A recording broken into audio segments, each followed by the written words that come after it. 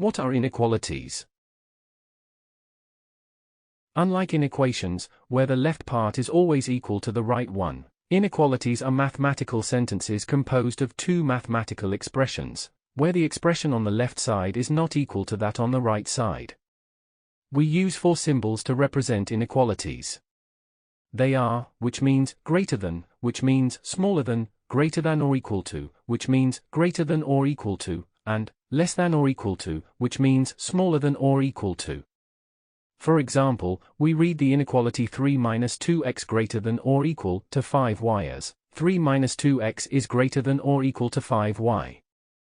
If an inequality bears one of the two double signs written, it is sufficient that only one of the conditions meets to make the inequality true. For example, the inequality 5 smaller than or equal to 7 is true because one of the conditions, 5 less than 7, is met.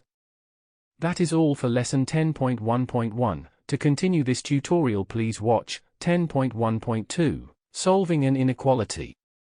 Thank you for watching. Make sure to like and subscribe to keep up to date with new videos.